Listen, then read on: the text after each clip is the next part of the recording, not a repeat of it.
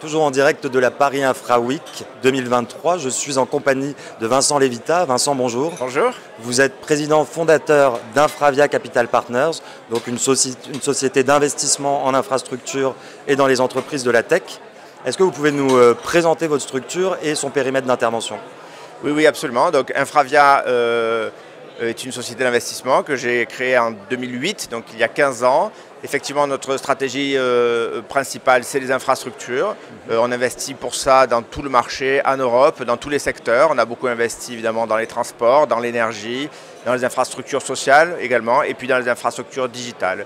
Donc, nous sommes complètement indépendants. Depuis quelques années, nous avons diversifié Infravia en dehors de l'infrastructure, en investissant dans la tech, plus récemment dans les métaux critiques pour accompagner la transition énergétique, et puis également dans l'immobilier. Donc nous sommes en train de devenir une plateforme actif réel, comme on le dit, avec les infrastructures restant notre stratégie principale. Entendu. On est du coup dans la journée d'inauguration d'InfraWeek. Quel message vous êtes venu porter aujourd'hui?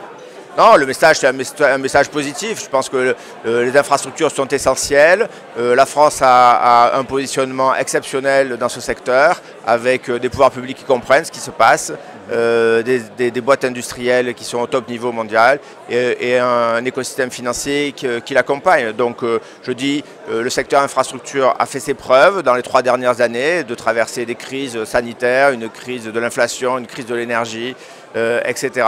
On sait faire. Aujourd'hui, devant nous, il y a un certain nombre de challenges qui nous attendent. Bien sûr, la révolution digitale, bien sûr, la transition énergétique qui va se jouer depuis le renouvelable jusqu'aux voitures électriques, jusqu'aux approvisionnements en métaux. Bien sûr, la santé et l'éducation sont également des secteurs où le territoire attend d'être renforcé. Nous avons tous les arguments pour répondre à ces enjeux. C'est ça que je suis venu dire. Vous nous avez parlé de votre diversification et notamment sur le secteur de l'immobilier. Est-ce que vous pouvez nous en dire un mot? On sait que c'est une industrie qui est un peu bouleversée en ce moment. C'est quoi votre stratégie en matière d'immobilier?